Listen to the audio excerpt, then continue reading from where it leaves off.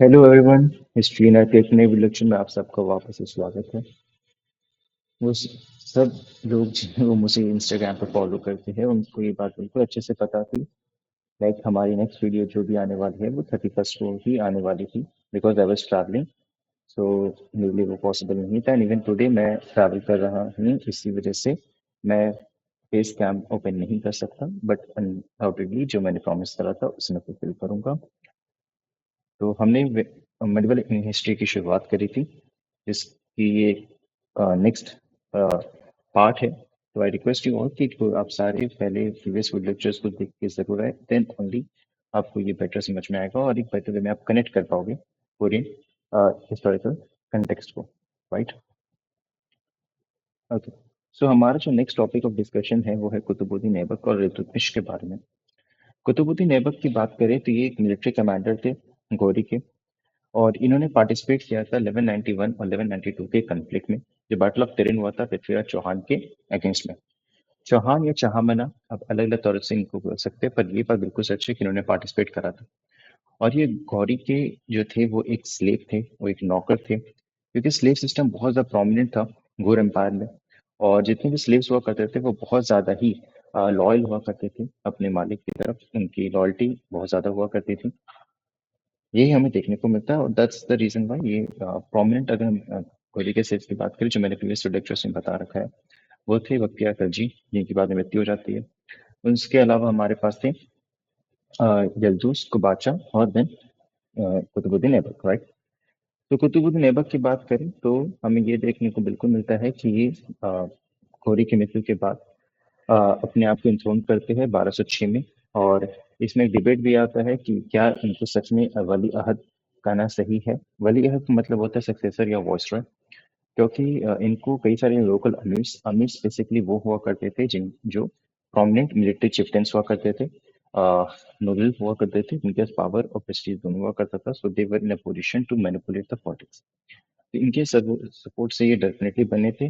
और ये बात बिल्कुल सच है कि one of the prominent slaves में among all the four Qutbuddin Aibak का नाम सबसे ऊपर आता है। दैट्स द रीजन व्हाई अली अहद वली अहद सॉरी, इसका इनको एक टाइटल मिला, जो सही है या नहीं है ये थोड़ा डिस्प्यूटेड है आज भी। हाउएवर इनकी पोजीशन को बाद में गयासुद्दीन, जो कि गुर एम्पायर के सक्सेसर थे, उन्होंने इसको एक्सेप्ट भी करा था और मैनुमिशन और छत्र भेजा था। मैनुमिशन छत्र क्यों भेजा था? मैनुमिशन छत्र का मतलब ये है कि आज के बाद आप हमारे स्लेव नहीं हो। क्योंकि पहली बात, घोर एम्पायर के ही एक सुल्तान ने, एक राजा ने, एक किंग ने कंट्रोल स्टैब्लिश किया था। तो टेक्निकली अगर आप देखोगे तो वो एम्पायर पूरी तरह से घोर एम्पायर को बिलोंग करता है। बट क्योंकि अब ऐबक को एक्सेप्टेंस मिल गई थी फ्रॉम गयासुद्दीन और उनको मैनुमिशन मिल गया था, छत्र भी मिल गया था, इसका मतलब ये बिल्कुल क्लियर हो चुका था कि अब गजनवी जो है वो अपनी घोर एम्पायर जो है वो अपना कंट्रोल या फिर अपना क्लेम जो है हिंदुस्तान के ऊपर से बिल्कुल छोड़ रहे हैं। और साथ ही साथ इनकी ये एक्सेप्ट भी कर रहे हैं कि नेक्स्ट रूलर के तौर पे जो है वो कुतुबुद्दीन ऐबक ही रहेंगे। तो ये चीज इंपॉर्टेंट है आपका मेनोमोशन और छत्र का एक एक रेलिवेंस को समझने के लिए। हाउएवर हम कुतुबुद्दीन ऐबक की बात करें तो 1210 के आसपास में चौगान, जिसको हम मेडिवल पोलो के नाम से भी कहते हैं, पोलो जो आपने घुड़सवार में देखा होगा कि बॉल को लेके हिट किया जाता है, तो वही वाला गेम जो था वो खेलते खेलते वो घोड़े से गिर जाते हैं, उनकी वहीं पे मृत्यु हो जाती है। कई सारे आर्किटेक्चरल कॉन्ट्रीब्यूशन है जिसमें प्रोमिनेंट हमें कुतुब मीनार, राय-दिन का झोपड़ा, देन उसके बाद और भी कई सारे देखने को मिलते हैं, जो इसमें जो कुतुब मीनार हो गया, अराइविंग का झोपड़ा हो गया एंड कुव्वतुल इस्लाम मॉस्क हो गया। अराइविंग का झोपड़ा को लेके भी कई सारे डिस्प्यूट, इसका नाम ऐसा क्यों है? कुछ दिन कुछ लोग ऐसे ही बोलते हैं क्योंकि यहाँ पे अराई दिन उन्होंने बिताए थे इसलिए भी है, तो कई सारी चीजें और भी। बट एक चीज ये बात क्लियर है कि अराइविंग का झोपड़ा और कुतुब मीनार को लेके एक डिस्प्यूट पार्टी आते हैं कि यहाँ पे जैन मंदिरों को तोड़ के जो उनके मटेरियल्स थे उनको ही इस्तेमाल किया गया था ये बनाने के लिए। तो ये चीज एक डिस्प्यूट पार्ट आता है और थोड़ा सा एक नेगेटिव साइड दिखाता है कुतुबुद्दीन ऐबक का। मैं फर्दर सुल्तान उनमें से काम करें। यूनेस्को वर्ल्ड हेरिटेज साइट है, इसलिए अपने आप में बहुत ही ज्यादा रेलिवेंस है।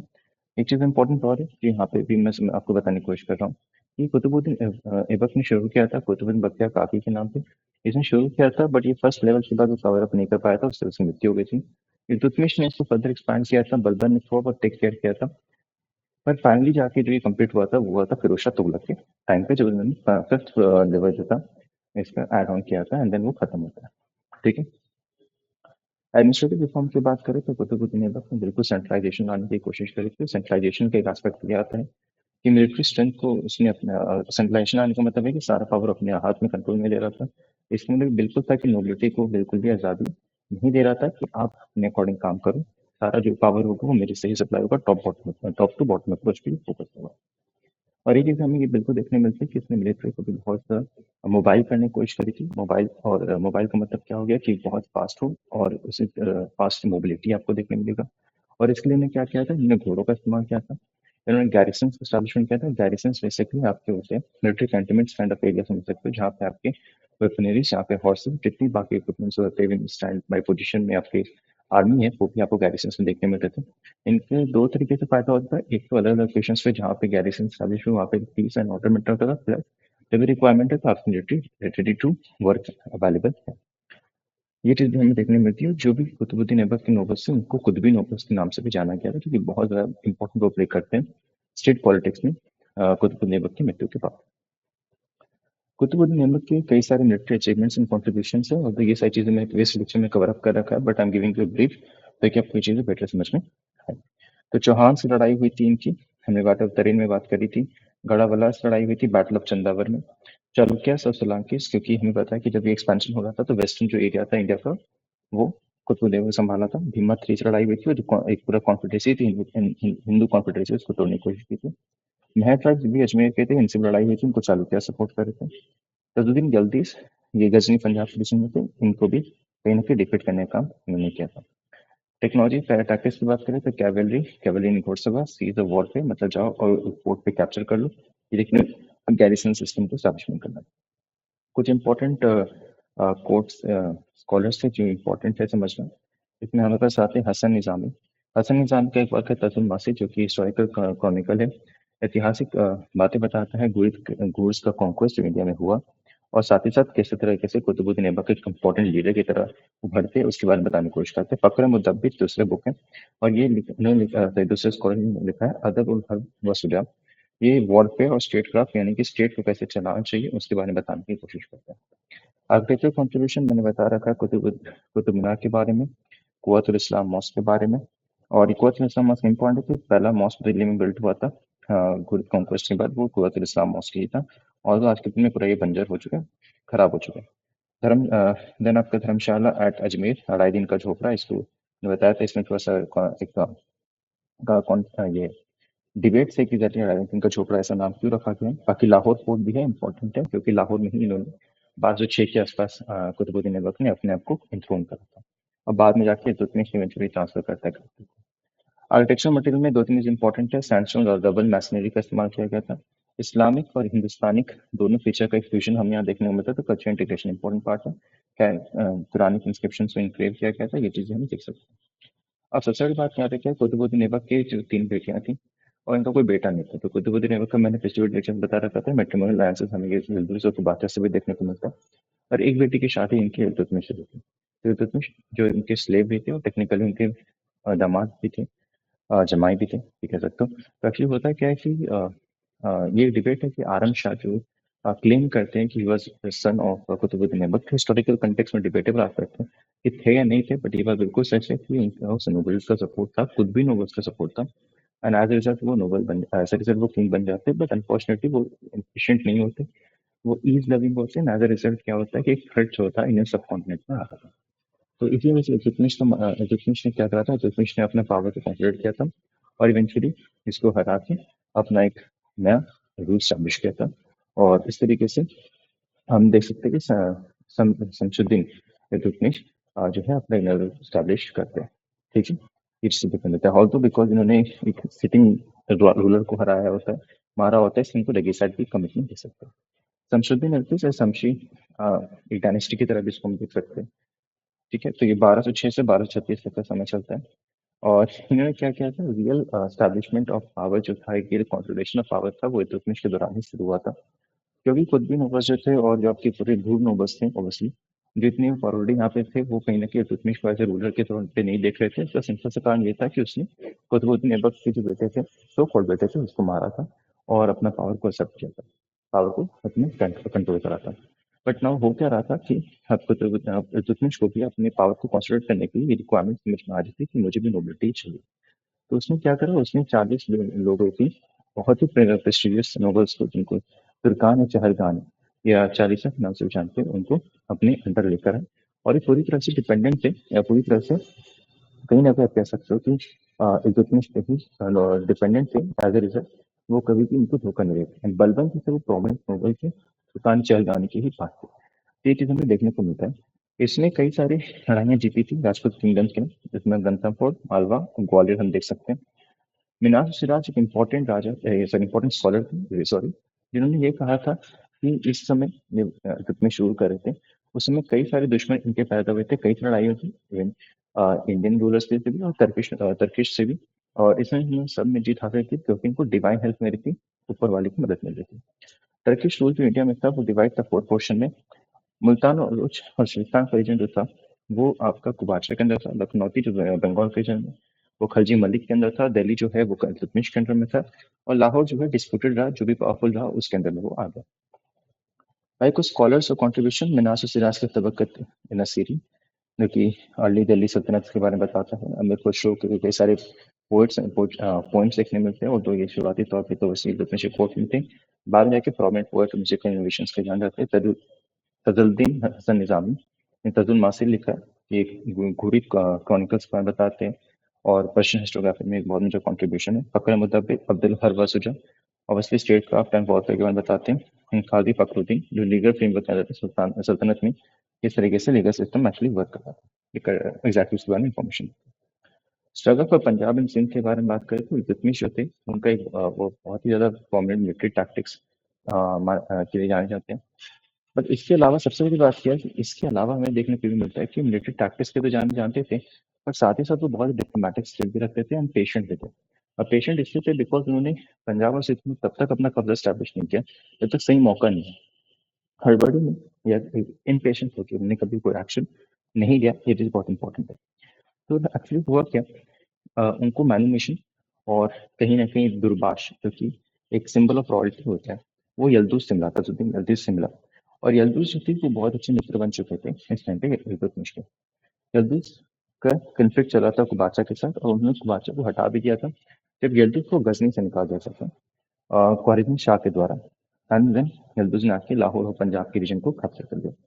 इससे कॉन्फ्लिक्ट में ऑब्वियसली कुबाचा के साथ तो वो आया गया बल्कि इल्तुतमिश के साथ भी कॉन्फ्लिक्ट में आ गया और इससे इल्तुतमिश और यल्दुस की पोजीशन वीक होना शुरू हो गई, मतलब एज रिलेशनशिप वीक होना शुरू हो गया। तो होता क्या है कि नेक्स्ट कॉन्फ्लिक्ट जो हो रहा था वो बाउंड्री इशू था और इसमें क्या हुआ कि इल्दुस को हराया गया, पकड़ा गया और बाद में उसको एग्जीक्यूट कर दिया गया। वही हम बात करते हैं कुबाचा के साथ, तो कुबाचा के साथ रिश्ते ऐसा नहीं था कि इल्तुतमिश के बहुत अच्छे थे, कॉन्टिन्यूसली कॉन्फ्लिक्ट में थे और कॉन्टिन्यूसली वो खराब ही होते जा रहे थे। इल्दुस की मृत्यु के बाद बाउंड्री जो इशू था वो हमें यहाँ पे देखने को मिलता है, वो भी खत्म। और तो इस टाइम क्या होता है, लड़ाइयाँ शुरू होती हैं, कुबाचा को हरा दिया जाता है, कुबाचा को मारा नहीं जाता है।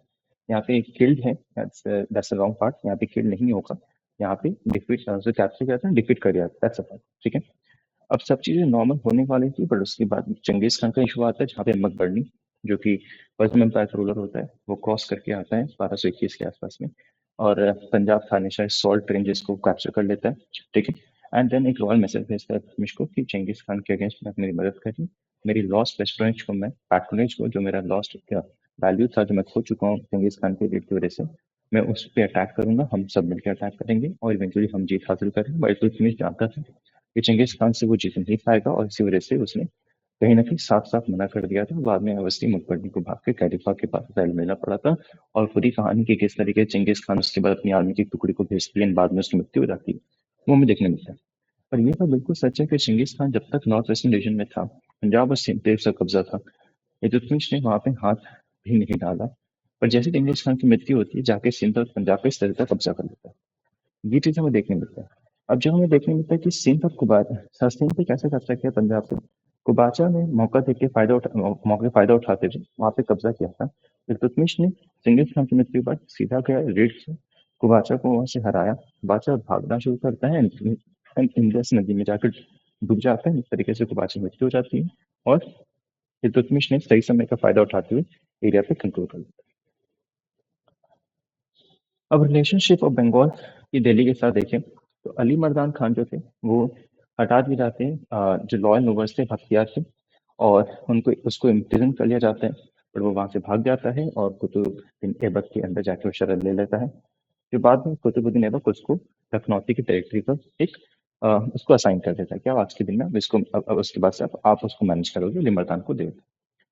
खलजीज के जो आमिर्स थे, आमिर्स मैंने बताया था प्रोमिनेंट मिलिट्री चिफ्टन्स हुआ करते थे, जो कि लखनौती के एरिया में थे, उन्होंने अली मर्दान की तरफ अपने आप को समर्पण कर दिया था और जिससे उसका पूरा नॉर्थ बंगाल जो था वो अली मर्दान के अंडर वो आ चुका था।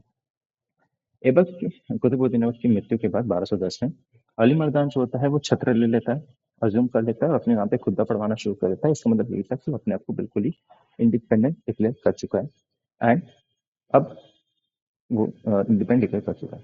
अब होता है क्या है, इसके तुरंत ही बाद खलजी अमीर जो होते हैं, खलजी के जो अमीर होते हैं वो इसको हरा देते हैं और इसको हटा देते हैं।